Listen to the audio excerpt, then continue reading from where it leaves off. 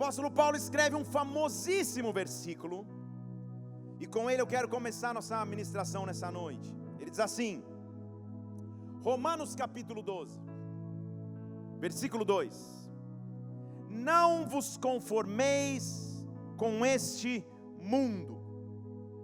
Ele não está falando só de conformidade, de aceitação. Na verdade ele está falando de tomar formato. Não tome o formato deste mundo, mas transformai-vos pela renovação de vossa mente, para que então você experimente qual seja a boa, agradável e perfeita vontade de Deus. Há uma vontade dele que é boa, agradável e perfeita, e quando somos transformados, então podemos experimentar. Eu vou ler mais uma vez para você poder dizer amém. Não vos conformeis com este mundo, mas transformai-vos pela renovação da vossa mente, para que você experimente qual seja a boa, agradável e perfeita vontade de Deus. Diga amém. Senhor, nós estamos na tua casa nesta hora. Que alegria podemos nos unir para adorar o teu nome, para te exaltar e engrandecer, porque tu és grande, tu és rei. Quando nos unimos para te adorar, a tua presença se manifesta. Por isso a tua presença que aqui está, Senhor, que ela possa inundar as nossas vidas, que ela possa nos abençoar de forma sobrenatural, e que nós, em o nome do Senhor Jesus Cristo, na tua palavra, recebamos direção, instrução e alimentos necessários para os nossos dias. Vem, manifesta o teu reino aqui, que seja feita na terra o que já foi feito no céu. Nós te adoramos, engrandecemos, em nome do Senhor Jesus. Amém e amém. Dê um brado ao Senhor e aplaude no teu lugar. Aleluia. Eu apelo a vocês, irmãos, Paulo está dizendo. É quase que um apelo desesperado para que o que ele está sendo dito pudesse ser ouvido. Ele diz: não vos conformeis com este mundo, transformai-vos. A base do evangelho é a capacidade de transformação. O título dessa mensagem desta noite é Viva uma Transformação. Deus tem uma transformação a mim e a você. Quando nos aproximamos dele, nós podemos ser transformados. Esse texto foi escrito em grego, e no grego original a palavra transformação, eu vou falar e você vai lembrar, ela é expressa como metamorfo ou metamorfoses. Metamorfose diz respeito à mudança. Quando você desmembra essa palavra, meta é mudança, morfê é da natureza. Então o que ele está dizendo é, em Deus nós podemos ter a natureza transformada. Talvez você esteja acostumado, ou já tenha visto aqueles programas de televisão, em que eles pegam uma pessoa e dão a essa pessoa um dia de moda. Troca o guarda-roupa, vai no cabeleireiro, muda os dentes, muda o cabelo, e aí isso se chama transformação, não é isso? Me lembro de uma história aqui, de alguns anos atrás, pelo menos uns 20 anos atrás, quando eu ainda namorava a pastora Mila. E um dia ela agendou para ir ao salão, fazer luzes, reflexos no cabelo. Aquele salão que parece que você entrou num portal para a eternidade, porque você vai meio-dia e 8 da noite não voltou ainda. Só os homens sabem o que eu estou falando. O irmão falou, é do fundo da alma. Deus está contigo, irmão. Deus está conosco. E eu me lembro de namorando ela, e ela foi fazer luzes. Eu estou imaginando, meu Deus, ela vai voltar, luzes, reflexos, para você que não entende como eu tanto, é deixar o cabelo ainda mais loiro. Daqui a pouco ela me liga. Eu falei, alô, ela, alô. Eu já percebi que era no modo italiano, porque ela tem alguns modos. Alô, eu falei, tá tudo bem? Ela, conversamos aqui. Eu falei, tá bom. Já estou indo. Ok. Fui. Uma chuva começou, uma tempestade, e quando eu estou parado ali, uma chuva, eu estou tentando baixar o vidro para ver se ela vem, estou vendo só uma moça assim, e tinha passado tanto tempo desde que ela ia, que eu tinha esquecido que roupa ela tinha ido. Então estou vendo uma moça com guarda-chuva, não conseguia ver a cabeça. Daqui a pouco, quando eu olho, o cabelo dela, meus irmãos, era uma loira. Ela foi fazer luzes. O cabelo dela estava da cor dessa caixa de som, preto. Ó, as irmãs. Ela veio, sentou no carro, e a primeira palavra e frase que ela falou é, não fale nada. falei, ok. Você não vai falar nada? Mas não era... O que aconteceu? Eu não sei, nem eu. A cabeleireira se confundiu, fez luz na mulher do lado e pintou meu cabelo de preto. E eu pensando, você ficou o dia inteiro e não percebeu? Pensei, não falei. Fica calma. Calma o quê? Eu falei, calma. Eu não tenho nem condições de ir para casa, ela disse. Eu falei, fica calma. A gente namorava ainda. Eu vou ligar para minha mãe, ela pede uma pizza lá na minha casa. Vamos lá, dá uma espairecida, tá bom? Tá bom. Quando ela deu uma distraída, eu liguei para minha mãe, que estava na casa com a minha avó ainda. A dupla, e eu falei, mãe, aconteceu um imprevisto no salão. A Mila vai entrar em casa, não façam nenhum comentário. Tá bom? Claro, falei, pode confiar. Meus irmãos, nós abrimos, a porta estava abrindo ainda. Minha mãe, ai, não ficou tão ruim. Falei, que? E toda a nossa combinação. Meu Deus do céu. Me lembro também de um dia, essa história eu não vou contar.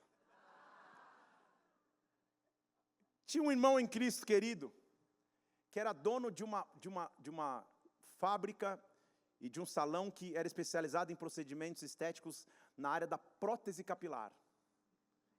Você imagina o que ele teve a audácia de me oferecer?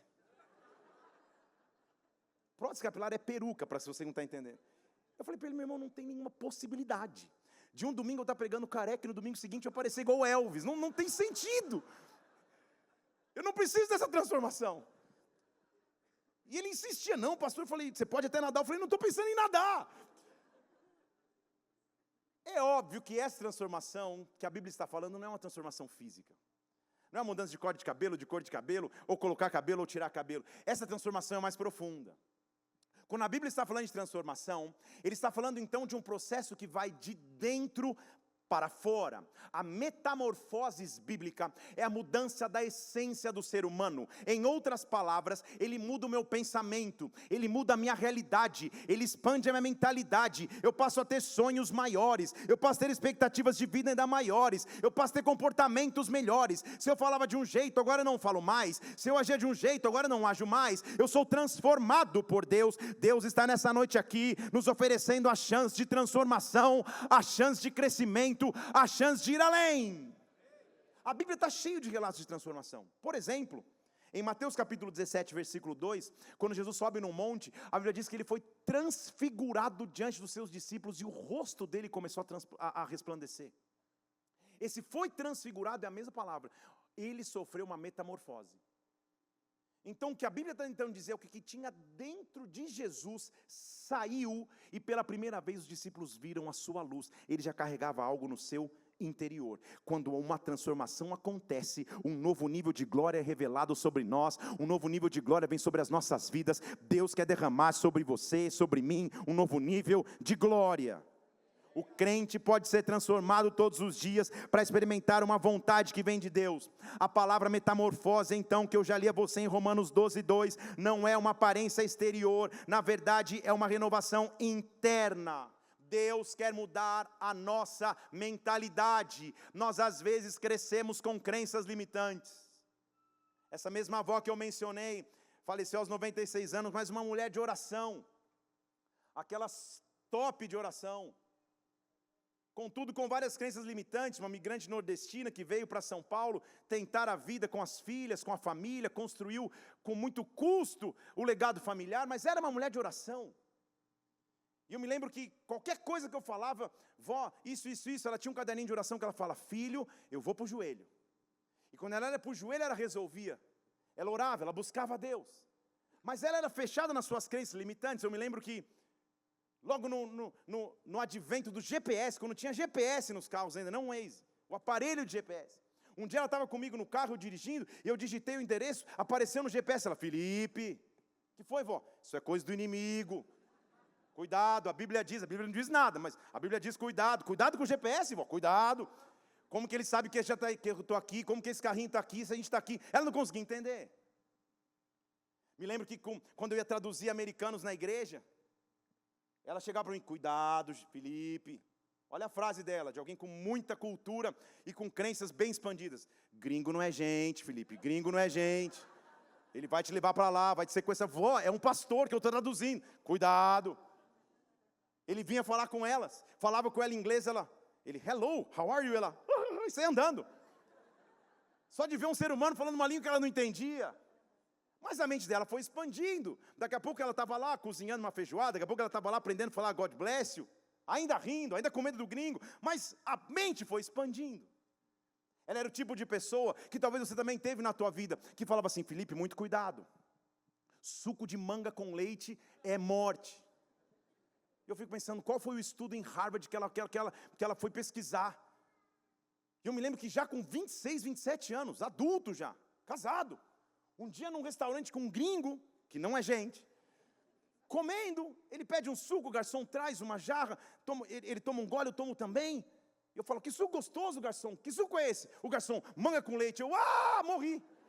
Com 26 anos, falando, estava esperando 30 segundos para cair duro. Porque nós crescemos com crenças que nos limitam. Eu me lembro que ela morria de medo de andar de avião. Ela morava em Londrina, no Paraná, e a gente em São Paulo.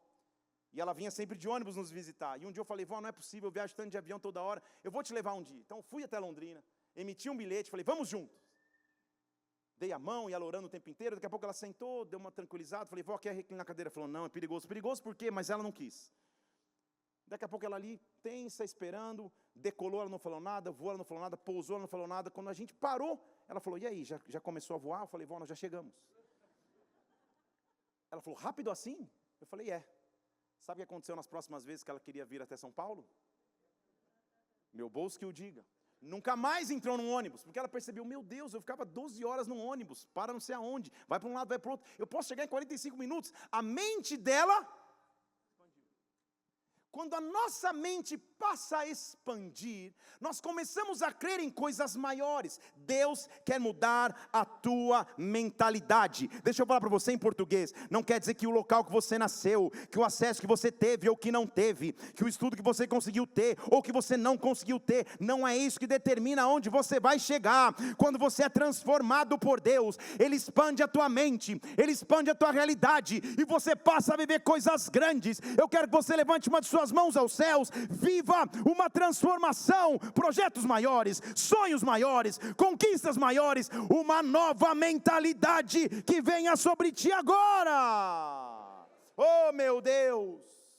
Sabe como essa transformação acontece de acordo com a Bíblia? O próprio apóstolo Paulo nos diz, em 2 Coríntios capítulo 3, versículo 18, antes Moisés usava um véu no rosto, ele diz agora a gente não precisa, nós com o rosto descoberto, refletindo como um espelho a glória do Senhor, estamos sendo transformados de glória em glória. Eu estou sendo transformado de glória em glória, e a minha imagem, o meu objetivo é ser igual o Espírito do Senhor. A ideia implícita aqui é que transformação não é um ato único, transformação é um ato progressivo. Todos os dias eu me torno alguém melhor, todos os dias eu amadureço, todos os dias eu fico experimentado, porque o meu alvo é parecer com Cristo cada vez mais, que nós possamos viver transformações, ao ponto que as pessoas vão dizer o que aconteceu, falar diferente agora, se comporta diferente agora, age diferente agora, eu estou sendo transformado. Oh meu Deus! Você andou no trânsito e tem uma plaquinha assim, de algum doutor dizendo, tenha paciência, condutor novo. A gente vai mandar fazer um adesivo dizendo assim, tenha paciência, estou sendo transformado. Tenha paciência, eu estou sendo transformado de glória em glória. Eu estou vivendo a real prosperidade que a Bíblia promete. Prosperidade, amados irmãos, não é enriquecer somente, é uma das vertentes. Prosperidade não é ficar rico, é uma das vertentes. Prosperidade na realidade é, hoje eu estou melhor do que ontem. Isso é prosperidade na Bíblia. Todos os dias eu melhoro. Em 2026 eu vou estar melhor do que 25. Em 27 eu vou estar melhor do que 26. Eu vou crescendo e progredindo todos os dias, de glória em glória. Eu vou ser transformado. Que a metamorfose, que a mudança que vem de Deus venha sobre nós hoje e viva uma transformação. Então quero tentar te explicar que processo de transformação é esse. Como que a transformação ocorre em nós? Está comigo aí para você anotar? Diga amém. Já quer que eu encerre? Diga aleluia. Está firme aí, glória a Deus. Primeiro então, Deus me dá uma revelação. É o primeiro degrau da escada da transformação, revelação. Eu vejo aquilo que eu nunca vi. Eu experimento aquilo que eu nunca experimentei. Deus abre o meu horizonte para coisas novas, para coisas sobrenaturais. Eu tenho uma revelação. Em segundo lugar, eu vivo uma renovação. A minha mente começa a mudar. Meus pensamentos começam a ser transformados. Em terceiro lugar, como eu já te falei, há uma quebra. Velhos padrões são desconstruídos. Eu passo a perceber que suco de manga com leite não mata de jeito nenhum e não tem problema. Eu passo a entender que é seguro viajar de avião e é mais tranquilo. Eu passo a entender que Deus quer me transformar e expandir meu pensamento. Então Ele traz uma revelação, uma renovação na minha mente, uma quebra de paradigmas antigos. E em quarto lugar, Ele começa a formar coisas novas em mim. Ele começa a construir coisas novas em mim. O apóstolo Paulo teve essa revelação, igreja, quando ele diz em Gálatas capítulo 4, versículo 19, ele diz assim: meus filhinhos, sofram as dores de parto, até que Cristo seja formado em vós. Sabe o que Paulo está dizendo? Eu nunca tive, por motivos óbvios, mas a dor de parto dizem que é uma das piores dores que alguém pode enfrentar, e o que ele está dizendo é: sofra as dores, porque o fim não são as dores, a dor está te transformando, a dor está formando Cristo em você, a dificuldade está formando Cristo, a dificuldade está formando Cristo, as tribulações estão formando Cristo. Se você está passando por dores, Deus está te transformando em alguém melhor, Deus está expandindo tua mentalidade, Deus está fazendo coisas grandes em ti. Viva esta transformação, porque o final da história é um testemunho. O agente da transformação é o Espírito do Senhor. Então não é algo humano, é algo espiritual. Eu preciso de uma transformação. A pergunta então nessa noite é: em que área? Onde em minha vida eu preciso ser transformado? Lá na pré-história, quando eu, na adolescência, frequentava cultos, se o culto era top, normalmente alguém ia puxar uma canção que dizia assim: eu quero ser, Senhor amado, como um vaso nas mãos do oleiro. Ninguém sabe essa música, ou está fingindo a idade. E o refrão era um refrão muito empolgante, porque ele dizia assim: quebra a minha vida. Meu Deus do céu, já imaginou? O cara chega no culto para receber uma palavra de esperança, e o refrão da música: quebra a minha vida. O cara, meu Deus do céu. Mas não é quebra, e faz de novo. É a referência de Jeremias, que quando ele vai à casa do oleiro, ele quebra o vaso e reconstrói. Deus sempre tem uma chance de reconstrução. Deus quer mudar minha mentalidade, Deus quer expandir meu pensamento, Deus quer fazer coisas grandes em ti, Deus quer te transformar. Eu quero te apresentar para a história de um personagem que é um dos mais importantes da narrativa bíblica do Novo Testamento. Muitíssimo importante esse homem, viveu grandes coisas em Deus, mas eu quero mostrá-lo a você. Certamente você o conhece, mas eu quero apresentá-lo de outra forma, no começo da sua história. Estou falando de um homem chamado Simão. E quase ninguém reage, porque quem é esse Simão? Que Simão é esse? João capítulo 1, versículo 42. Jesus olha para esse Simão. João capítulo 1, aí está Mateus capítulo 4, obrigado. João capítulo 1, versículo 42, obrigado. Jesus olha para esse homem e diz assim: você é Simão, você é o filho de João, mas agora o teu nome vai ser Cefas, que na verdade é Pedro. Pedro talvez você já ouviu falar, mas eu quero falar um pouquinho sobre esse Simão. Eu quero te mostrar como Deus escolhe pessoas improváveis para propósitos maiores do que Ele mesmo. Deus escolhe pessoas que Ele pode transformar. Simão, se pudéssemos fazer um raio-x, pudéssemos olhar o perfil, a bio de Simão, nós veríamos que ele era um homem impulsivo, explosivo, respondia e falava antes de pensar. Não olhe para ninguém, continua olhando para mim aqui.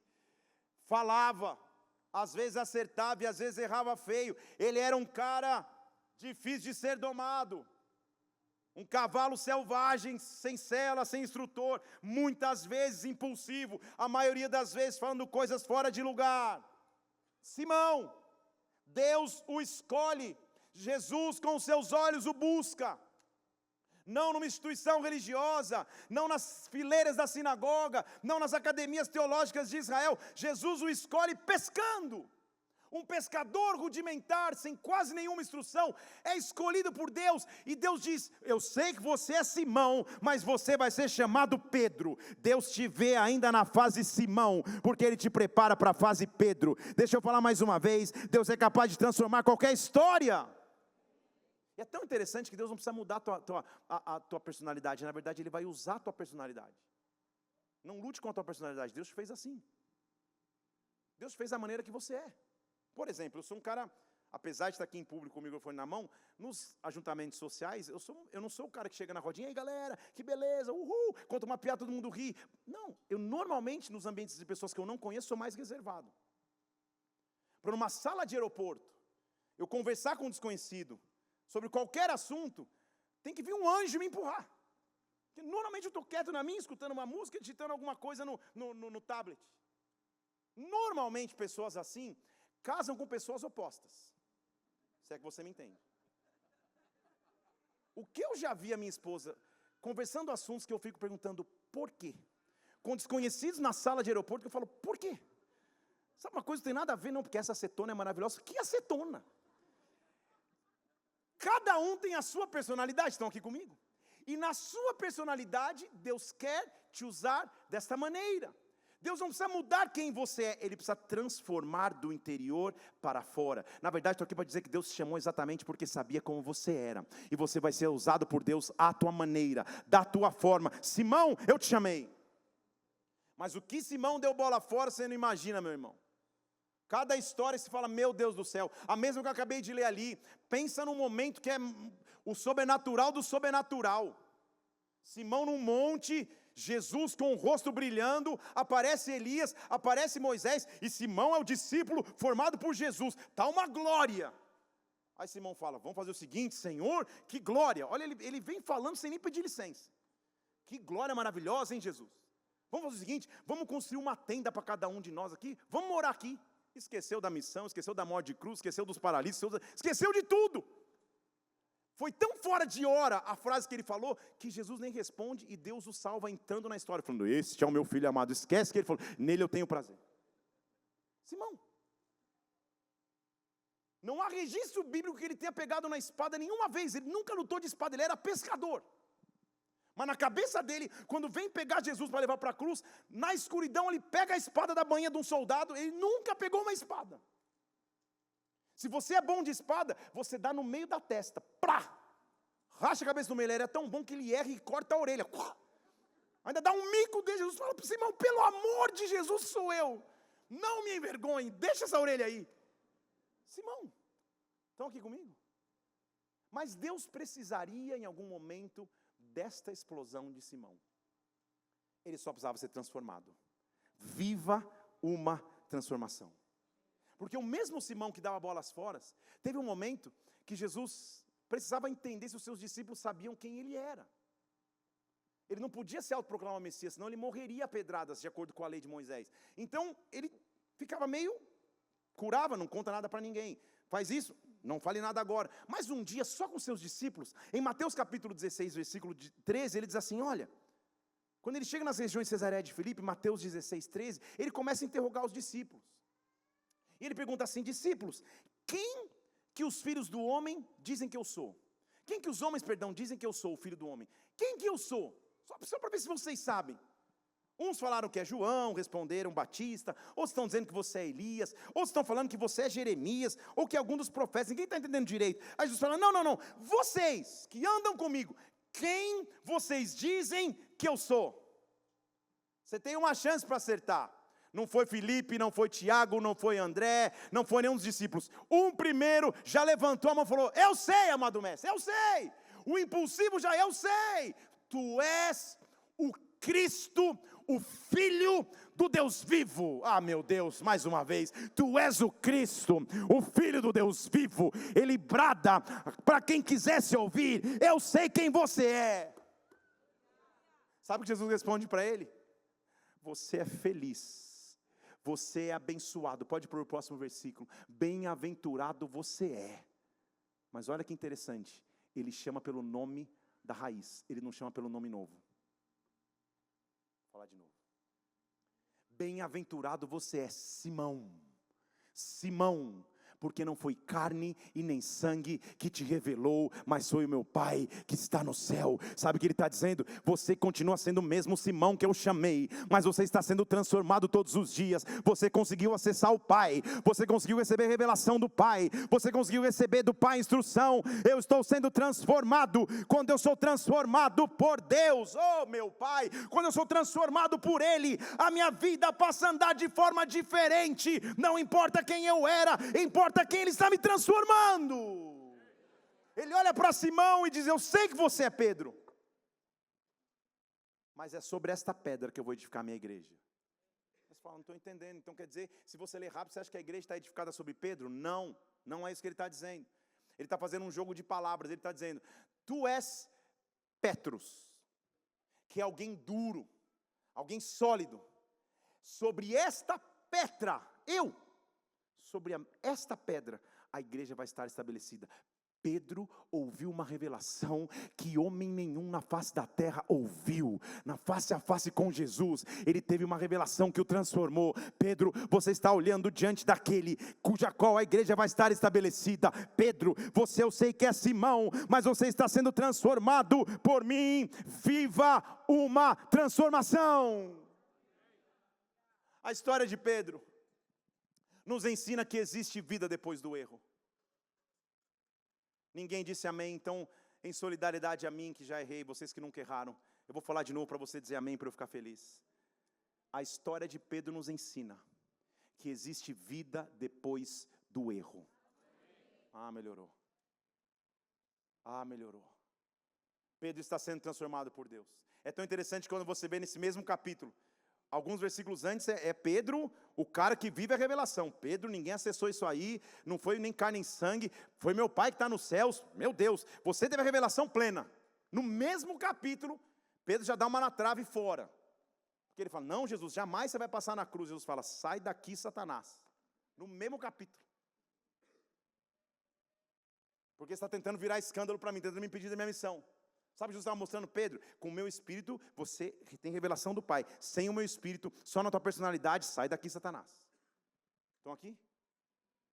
Aí Pedro um dia, nessa impulsividade dele, Jesus está dizendo que ele ia se entregar, que ele ia morrer, e Pedro chega: Jesus, estamos juntos. Eu vou contigo até o fim. Eu não vou te abandonar nunca. Onde você estiver, eu vou estar contigo. Eu nunca vou te deixar. Pedro, impulsivo. Emocionou. Jesus fala: Pedro. Little Peter. Pedrinho. Você não sabe de nada, Pedrinho. Até o final do dia. Antes do galo cantar, você vai ter me negar. Você está falando que vai comigo até o fim. Você não sabe de nada, Little Peter. Fica calmo. Não, jamais. Diz o versículo 54 de Lucas 22. E agora eu começo a pregar. Oh, glória. Prenderam Jesus. O levaram e o introduziram na casa do sumo sacerdote. Jesus está preso, prestes a ser crucificado. E o Pedro está lá, olhando o que vai acontecer, olhando pelas frestas, seguindo de longe. Ele tinha prometido ficar até o fim. O pessoal acendeu um fogo, versículo 55. Acenderam um fogo no meio do pátio, fizeram uma roda e pão com linguiça. Se fosse aqui na Conectados, que é a tradição. Vamos embora. E Pedro está ali com marshmallow, com pãozinho com linguiça, está ali, sentado no meio das pessoas. Pedro. Jesus está preso lá dentro. Daqui a pouco, versículo 56, uma criada, vendo Pedro sentado perto do fogo, falou: ei, você é dos que andava com ele? Você que estava com ele? Pedro: what? Eu não compreendo, não sei. Começou a disfarçar. Estão aqui comigo? Aí um outro cara: não, é verdade.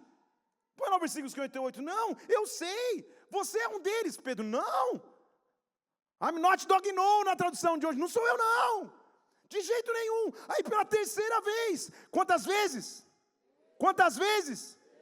Pela terceira vez, outro falou: é você, certamente é você. Você é galileu, você fala igual a um galileu. Isso não era um elogio. Você fala igual a um galileu. Pedro respondeu: homem, eu não sei o que você está falando. E quando ele terminou de falar, imediatamente o galo cantou. É cena de filme. O roteirista dessa história é espetacular. Porque Pedro está na fogueira. A mulher fala, é você. Ele, não sou. O homem fala, é você. Não sou. O outro fala, é você. Não sou. Aí o galo, é o máximo que eu posso inventar de galo. Quando o galo canta, Jesus passa. Pensa na cena. E quando Jesus passa, versículo 61, ele olha para Pedro. Era como se Jesus estivesse com uma plaquinha. Eu já sabia. Jesus olha para ele e fala, eu não te avisei? Olha lá, eu não te avisei, Pedro? Jesus não fala nada, na verdade, ele só olha. E Pedro lembrou. Antes do galo cantasse, 3 vezes eu ia negar. E sabe como a história de Pedro estava ameaçada a terminar? Versículo 62. E havendo saído, chorou amargamente. Não pode ser possível, meu Deus, que eu nadei até aqui, vou morrer na praia literalmente. Não pode ser possível que eu fui quase até o fim. E o último registro da minha história na Bíblia vai ser, eu fui embora chorar amargamente, porque eu vou ser esquecido na história, ou lembrado na história, como aquele que negou Jesus. Ah, que infidelidade, ah, que imaturidade. Não era de se esperar diferente de um homem tão impulsivo, de um homem tão nervoso, de um homem tão rudimentar. Vá chorar no teu canto, que é o teu lugar, Pedro. Mas eu tenho um Deus que transforma histórias. Deixa eu falar de novo, eu tenho um Deus que transforma histórias. Eu tenho um Deus que sempre vai me dar uma chance de viver novamente. Eu tenho um Deus que vai esquecer aquilo que eu fiz, vai lançar no mar do esquecimento o que eu fiz e vai me dar uma chance de começar. A Bíblia diz que o choro dura uma noite, mas a alegria pode vir ao amanhecer. Eu estou dizendo de novo, o choro dura uma noite, mas a alegria vem ao amanhecer. A última frase sobre a vida de Pedro até então, negou Jesus. Jesus passou, olhou, ele lembrou e foi chorar. Será que vai acabar assim? A história de transformação de um homem? Será que o último capítulo vai ser esse? A tradição bíblica nos ensina algo interessante. Os 3 primeiros evangelhos são evangelhos que a gente chama de sinóticos, ou seja, eles são semelhantes. São os mesmos autores, são autores diferentes contando as mesmas histórias. Então, se eu contar uma história, eu vou contar de um jeito. Se o Wesley contar, vai contar de outro. Se o Lucas contar, vai contar de outro. Cada um vai contar da sua perspectiva. Os 3 primeiros evangelhos são mesmas histórias, narradores diferentes. Estão aqui? Diga amém. A história e a tradição teológica também conclui que o evangelho de Marcos foi escrito por João Marcos, contudo ditado por Pedro. Por algum motivo, talvez pela sua iletralidade, ou seja, sua incapacidade de redigir, ele não escreve o evangelho. Ele era um pescador rudimentar, mas ele dita as histórias. E João Marcos está escrevendo então no Evangelho de Marcos uma história. E nesta história, só no Evangelho de Marcos, ditado por Pedro, estão comigo aqui, tem esse detalhe. Será que a última cena da vida de Pedro vai ser ele indo embora chorar amargamente? Nós temos um Deus de transformação. Deixa eu falar de novo, nós temos um Deus de transformação. Nós temos um Deus de transformação. Você tem um Deus de transformação. Marcos capítulo 16, se você puder põe na tela para mim aí, não é um texto que estava no original aí, mas põe. Marcos capítulo 16, versículo 1, a Bíblia diz que era o último dia da semana. As mulheres chegaram para ungir Jesus, ele estava morto. Você conhece a história?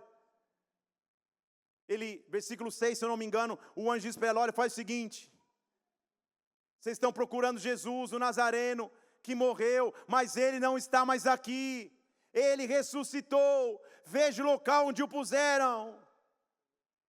Essa é a maior alegria do Evangelho. Então na segunda chamada eu vou te dar a chance de ler o versículo e você dizer amém, ou glória a Deus. Ele não está mais aqui, ele ressuscitou, ele não está mais aqui, ele ressuscitou, ele cumpriu a sua missão, olha o local onde o puseram. Ok, Pedro chorando amargamente. Só que ele está ditando a história que aconteceu. E o anjo que está anunciando para as mulheres, vem comigo aqui, que Jesus havia ressuscitado. Olha o que Pedro conta na história no versículo 7. O anjo diz assim, vá avisar aos discípulos e a Pedro. Pedro era discípulo, sim ou não? Sim. Mas a conclusão lógica é que ele não estava mais junto com os discípulos. Ele não se achava mais digno de andar com os discípulos. Afinal de contas, ele era o traidor que negou Jesus. Mas quando Jesus ressuscita, ele manda avisar para o anjo: anjo, chama os discípulos, mas vai encontrar Pedro. Avisa para Pedro que eu ressuscitei e eu vou para Galileia, a gente tem um encontro. Estão comigo aqui? Eu posso imaginar Pedro chorando amargamente em algum lugar, e o anjo chega, o anjo não, a mulher foi avisar: Pedro, encontrei um anjo, você tem um encontro lá na Galileia, você tem um encontro com ele, vai continuar, não acaba assim, a história não termina na traição, no choro, na amargura, você está sendo transformado, Pedro. Eu imagino Pedro se levantando, pensando: é a chance do meu recomeço. Só que quando Jesus vai aparecer? E aí permita-me pensar na cena. João capítulo 21, versículo 1. Pedro devia estar sentado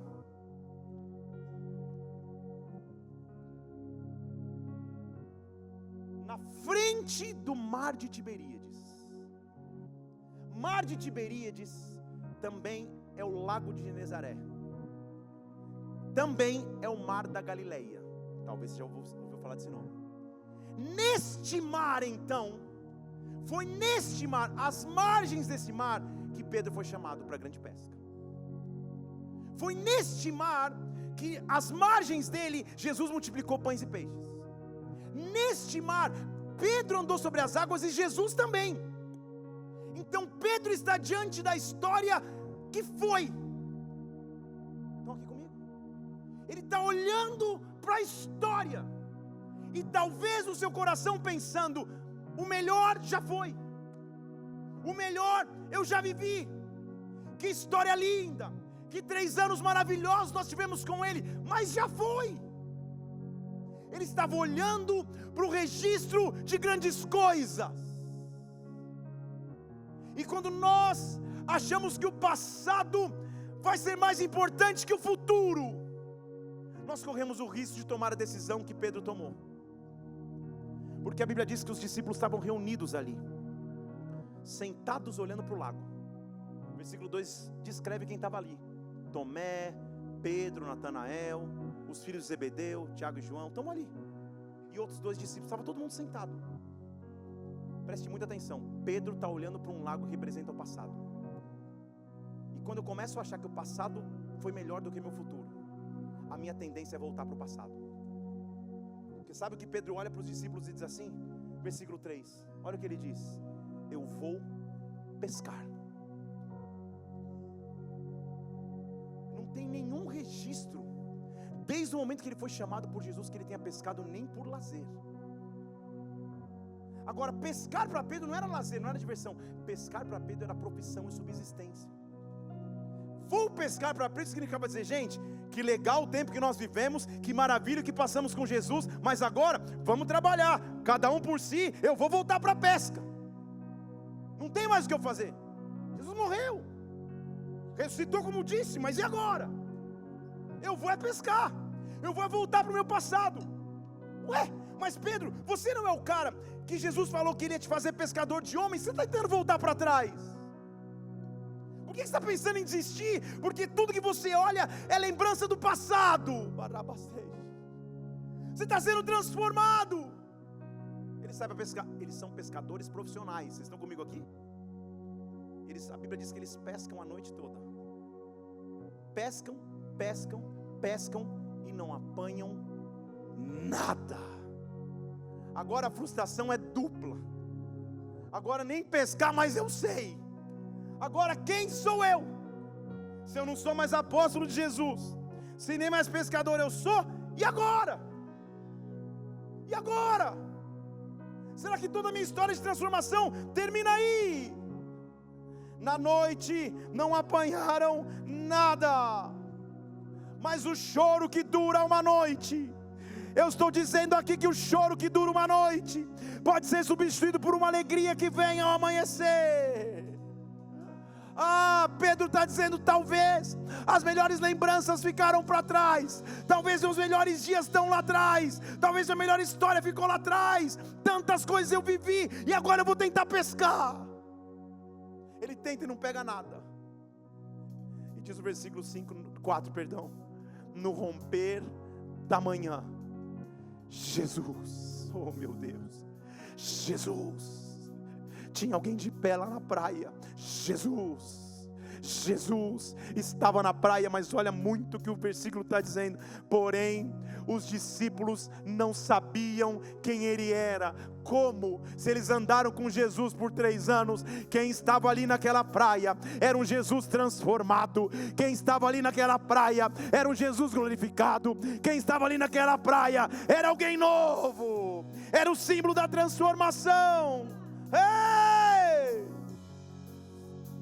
O mar é o mesmo, a pesca sem sucesso é a mesma, Jesus está na praia.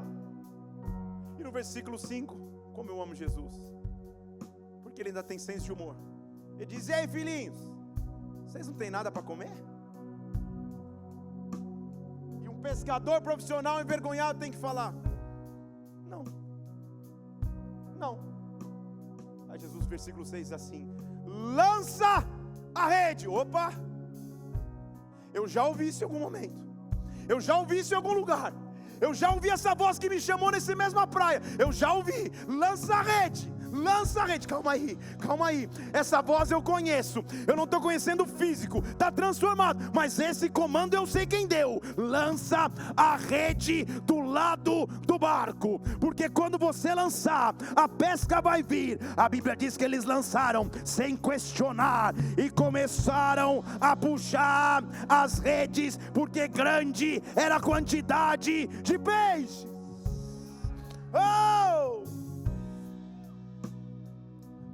Sabe por que Deus quer usar a tua personalidade do jeito que ela é?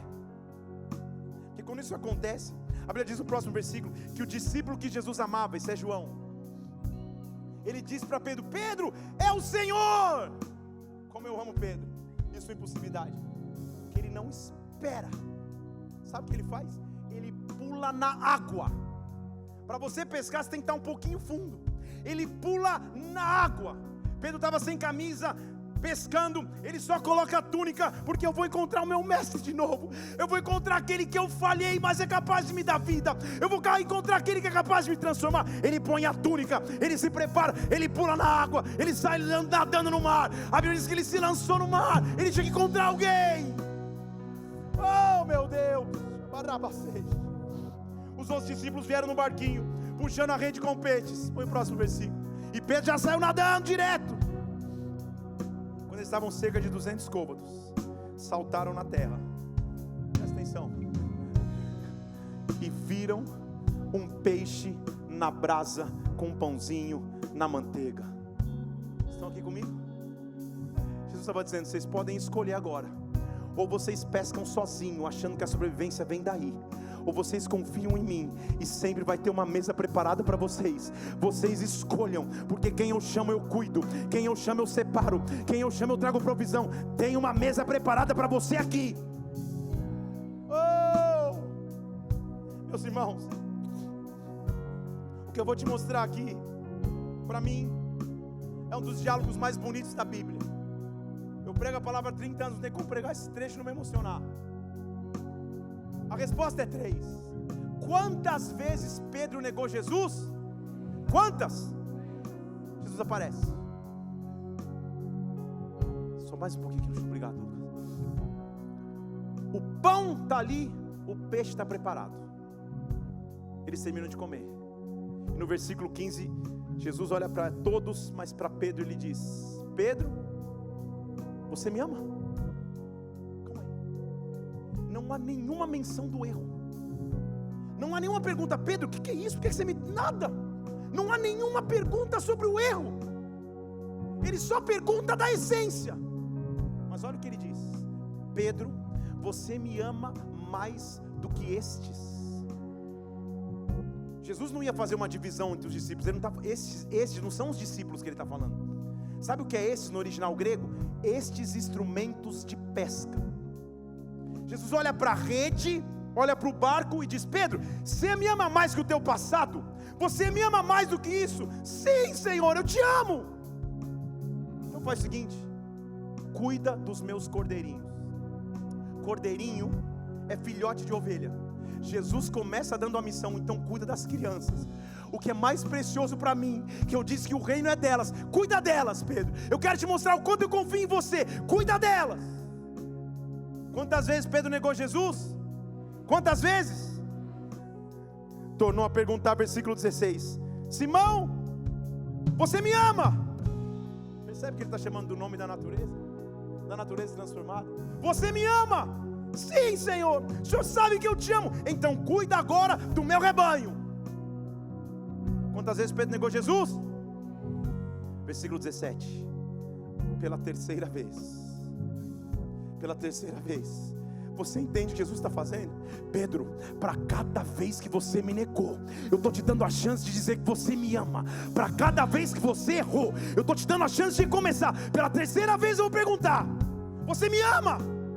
Senhor, o Senhor sabe de tudo, o Senhor sabe que eu te amo. Então esquece o passado, olha para frente e apacenta as minhas ovelhas. Viva uma transformação. Eu vou começar coisas grandes em ti.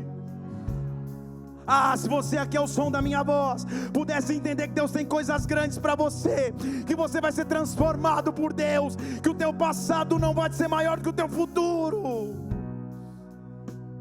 Você lembra do homem impulsivo, explosivo, que falava antes de pensar? A Bíblia diz em Atos capítulo 2 que o Espírito Santo vem, cai sobre o cenáculo, um mover sobrenatural. Os discípulos começam a falar em novas línguas, cada um falando um idioma, uma doideira. Foi tão marcante que o versículo 12 de Atos 2 diz assim: que todos estavam perplexos, olhando um para o outro, dizendo: o que é isso? O que é isso? O que está acontecendo? Mas olha a multidão. Versículo 13, o pessoal falou: eu acho que eles estão cheios do mosto. Começaram a zombar dos discípulos. Eu acho que eles tomaram um guaraná meio calibrado aí. Eu acho que eles estão cheios de vinho na lata, por isso que eles estão nessa doideira. Estão aqui comigo? Nesta hora, Jesus não precisava de um amável, Jesus não precisava de um mestre. Nessa hora Jesus precisava de um impulsivo. Nessa hora Jesus precisava de alguém com autoridade. Nessa hora Jesus precisava de alguém que fala antes de pensar mesmo. Nesta hora, se levanta, que não é Felipe, que não é André, que não é João, que não é Tiago. Você tem uma chance para adivinhar, e nem precisa porque já está na tela. Então, Pedro, vou falar de novo. Pedro, o homem chamado por Deus, que deu tantas bolas fora. Pedro se levanta, e diz em alta voz: varões judeus, habitantes de Jerusalém, escutem as minhas palavras. Estes homens que aqui estão, não estão embriagados como vocês pensam, visto que é meio do dia. Agora se prepare para se surpreender, meu irmão. Versículo 16 ele diz: isto é o que foi dito pelo profeta Joel. Calma aí. Só gente crescida na sinagoga sabia mencionar a lei e os profetas.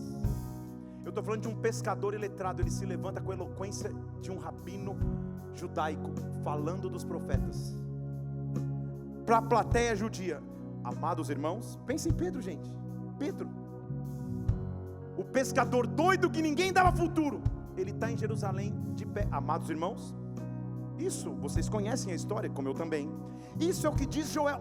Pensa, ele está pregando para uma multidão de judeus.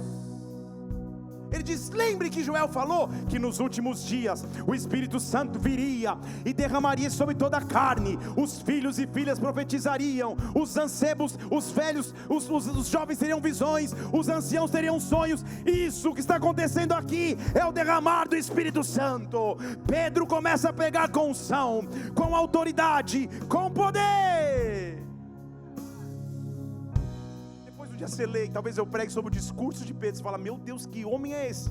Que faculdade ele estudou? A faculdade da vida com Jesus, a faculdade da transformação com Ele. Ele foi transformado pelo próprio Deus. Ele prega com tamanha autoridade. versículo 41 diz assim: naquele dia, quando o culto acaba, foram batizados e receberam a palavra. Quantas almas você está lendo aí? 3.000 almas. Eu vou fazer uma vez a pergunta, você não pode errar. Quantas vezes Pedro negou Jesus? Quantas? Pedro, para cada vez que você me negou, vezes 1.000. Me negou uma vez, 1.000 almas. Me negou 2 vezes, 2.000 almas. Me negou 3 vezes, 3.000 almas. Você não vai ser lembrado como apóstolo que me negou. Você vai ser lembrado como aquele que pregou e 3.000 pessoas se converteram. Eu sou o Deus da transformação. Eu sou o Deus da transformação. Meu Senhor,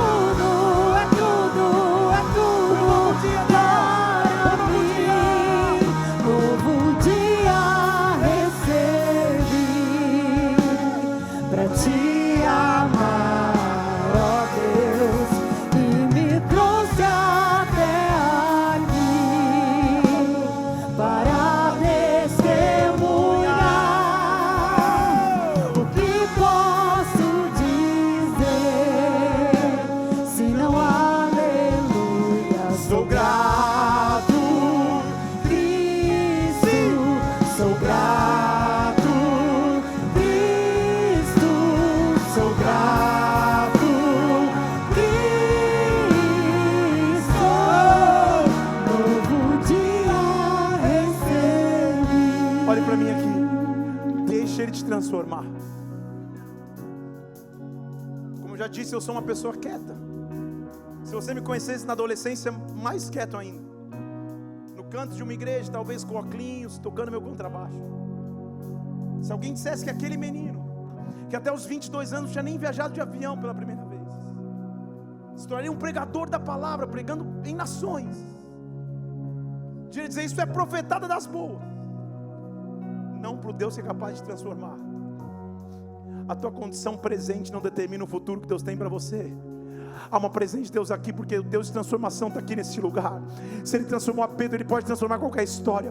Então eu quero que você levante suas mãos e fale: Senhor, me transforma, abre minha mentalidade, me faz ter sonhos ainda maiores, me faz ter expectativas ainda maiores. Senhor, me transforma, me dá um dia novo, meu Deus, para dizer que eu te amo. Me dá um dia novo para dizer que há uma nova oportunidade de vida. Renova as tuas misericórdias sobre mim. Há um Deus de transformação passando aqui. E a pergunta que Ele te faz, Ele fez a Pedro: tu me amas, tu me amas, tu me amas. Então apacenta os meus cordeiros, apacenta as minhas ovelhas. Viva a missão na terra. Oh, meu Senhor, eu só quero adorar. Levante suas mãos aos céus, adoro.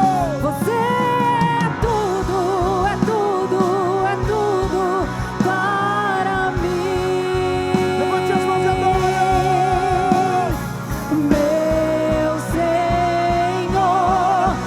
Quero adorá-lo. Você é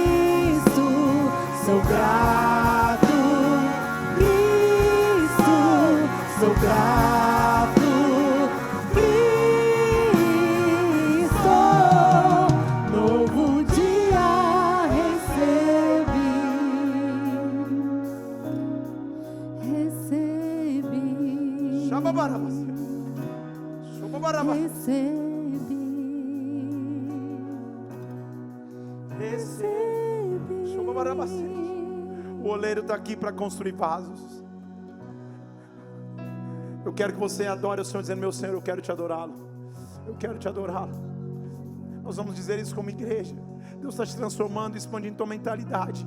Com gratidão você vai falar: Senhor, eu sei que o Senhor vai fazer coisas ainda maiores, meu Deus. O Senhor vai me transformar. A pergunta dele é: você me ama? Eu te amo, Deus. Tu sabes que eu te amo, então prossegue. Tu sabes que eu te amo, então vai. Então vai. Levante suas mãos ao céu, isso é sinal de adoração. Meu Senhor, adora, igreja.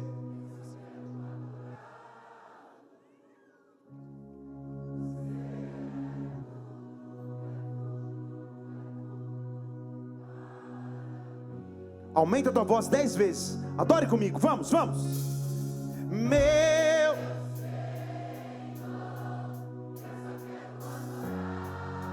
oh, escuta a voz do teu povo, Deus.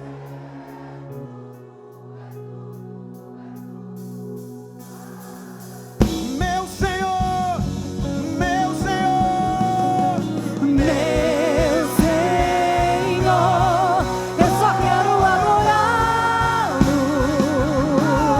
Você é tudo para mim. Meu Senhor, meu Senhor, Meu Senhor, eu só quero adorá-lo. Você é tudo para mim. brado bem alto e aplauda ao nome, sobre todo nome, nome do Senhor Jesus.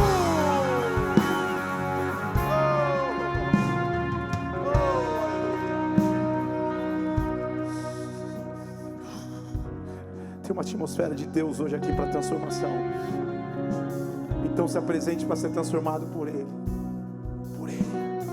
Por Ele. Com todos os olhos fechados aqui na casa. Eu quero que você comece a visualizar a tua mente expandindo e você sonhando ainda mais alto. Com coisas que Ele pode fazer por você. Por você. Por você. Deixa Ele expandir tua mente. Deixa Ele te mostrar o quanto Ele pode te usar. O quanto Ele pode fazer coisas grandes na tua vida profissional. O quanto Ele pode te levantar ministerialmente. Como Ele pode ser Deus. Eu sou só um Simão da Galileia,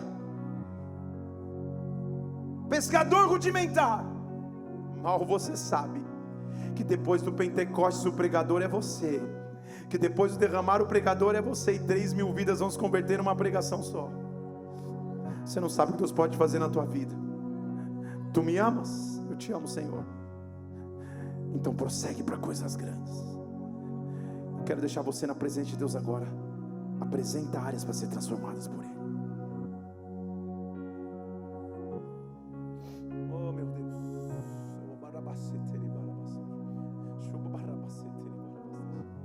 Oh, meu Deus. Enquanto Ele vem, Ele expande teu pensamento. Diz: eu posso, meus sonhos são mais elevados, meus projetos são maiores, meus caminhos são mais altos que os teus. Ah, Senhor, que hoje vidas sejam transformadas, mentalidades sejam abertas, coisas grandes aconteçam, porque Tu és o Deus de transformação. Nós acreditamos em Ti, em Ti, em Ti. Não é o que a sociedade diz, não é o que as afirmações que eu recebo na terra, mas é a aprovação que eu recebo do céu. Do céu. Oh! Volta a crer nas promessas, volta a crer nos sonhos de Deus, volta a ter esperança no Senhor. Creia! Oh! Oh! Meu Senhor, eu só quero adorá-lo. Você é tudo. Olha essa declaração, meu irmão. Essa é a nossa preocupação. Nós queremos adorar o nome dEle. Ele está aqui conosco hoje. Diga a Ele: Meu Senhor, eu só quero adorá-lo. Você é tudo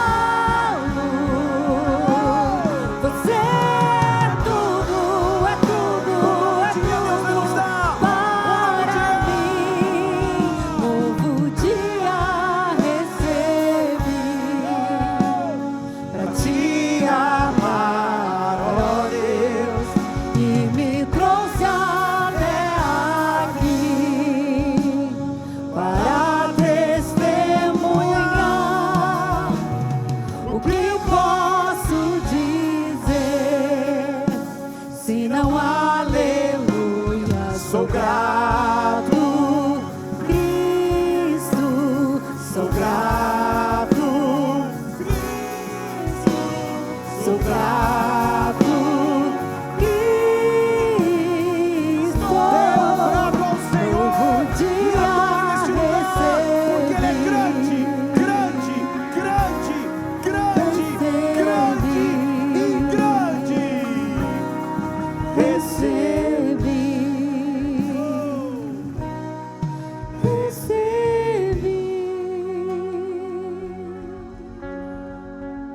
Ah, meu Deus. Tem momentos na presença de Deus que a gente não quer terminar. Mas quem diz que termina? Você vai para o teu carro, para a tua casa, e a glória de Deus vai continuar sobre ti. Tua mente vai expandir de tal forma que Ele vai dizer: eu chamei alguém como Pedro para mudar uma geração. Com todos os olhos fechados aqui, se você nos visita, eu quero te fazer um convite. Ou se você já esteve aqui outras vezes, mas está distante de Jesus, quer se entregar a Ele, eu quero te oferecer uma opção de salvação em Jesus Cristo. Se você quer se entregar a Ele aonde você estiver, eu quero fazer uma oração aqui. Você repete comigo. Fale assim: Senhor Jesus, Senhor Jesus, nesta noite eu te entrego a minha vida, porque Tu és o meu Senhor, o meu Salvador. Me perdoa os meus pecados. Eu declaro o meu amor por Ti. Pai, eu oro por cada pessoa que nesta noite vem e se entrega a Jesus Cristo. Muda a sua vida, transforma a sua realidade, escreve os seus nomes no livro da vida e o salva por completo. Como igreja, nós Te louvamos e aplaudimos o Teu nome por essas decisões, em nome do Senhor Jesus. Amém e amém e amém. Aleluia. Nós vamos encerrar agora esse culto. E quando encerrarmos, se você fez essa oração, eu quero que você procure uma dessas pessoas do nosso time de recepção aqui, nosso welcome, nosso time de boas-vindas da igreja, que eles querem te dar um abraço. Também, se você é visitante, só hoje você vai ter uma chance. Se você visita a igreja, leva um presente com você para casa. Tem um Novo Testamento com Salmos e Provérbios. Tem uma caneta da igreja aqui, um bloquinho de anotações da igreja. É um presente para você, visitante. Como eu sempre digo, aproveita que hoje é o único dia que você pode pegar, porque domingo que vem, quando você vier de novo, você já não é visitante mais. Então tira hoje, passa ali no balcão de entrada, pega um presente para você, você que nos visita. Vamos aplaudir ao Senhor, porque Deus tocou vidas hoje aqui e você faz parte disso.